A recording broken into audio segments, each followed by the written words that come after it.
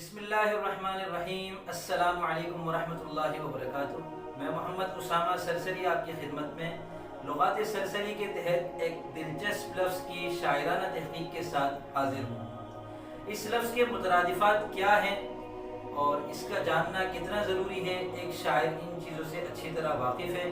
شاعری میں کسی لفظ کے مترادفات سے بہت کام لیا جاتا ہے، اور بالخصوص مترادفات میں سے کون سا مترادف کس زبان سے اردو میں آیا ہے، یہ معلوم ہونا اس لیے بھی ضروری ہے کہ شاعری میں لسانی فضا کو ہموار اور یکساں رکھنا ضروری ہوتا ہے۔ تو یہاں آپ کے سامنے لفظ کے مترادفات میں سے ہندی مترادف، عربی مترادف اور فارسی مترادف پیش ہیں۔ اس کے بعد آپ کو بتایا گیا ہے کہ اس لفظ کا عروضی وزن کیا ہے اور اس لفظ کا روی کیا ہے۔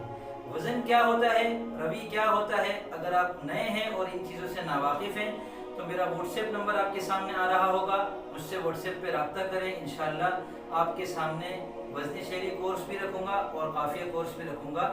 اگر آپ کو سمجھ میں آئے تو آپ وہ کورس کر لیجئے گا، اس سے انشاءاللہ آپ کو یہ پتہ چل جائے گا کہ وزن کیا ہوتا ہے اور روی اور قافیہ کس کو کہتے ہیں۔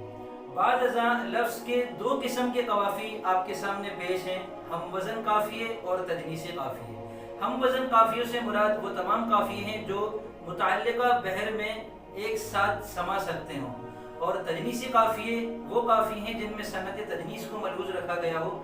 صنعت تجنیس یہ ہے کہ دو لفظوں میں زیادہ تر حروف ایک جیسے ہوں، تو جن دو لفظوں میں ایک جیسے حروف کئی سارے ہوں ان کو شاعری میں لانا بھی خوبی شمار ہوتا ہے، نثر میں لانا بھی خوبی شمار ہوتا ہے۔ اس لحاظ سے لغات سرسری کے تحت تجنیسی قافیوں کی جو پیشکش ہے، الحمدللہ اردو لغات میں یہ ایک قابل فخر امتیازی اضافہ ہے۔ ویڈیو مکمل دیکھنے کا شکریہ۔ لغات سرسری کی تمام ویڈیوز کا لنک اور اس ویڈیو کی ٹائمنگ فہرست آپ کو نیچے ڈسکرپشن میں نظر آ جائے گی۔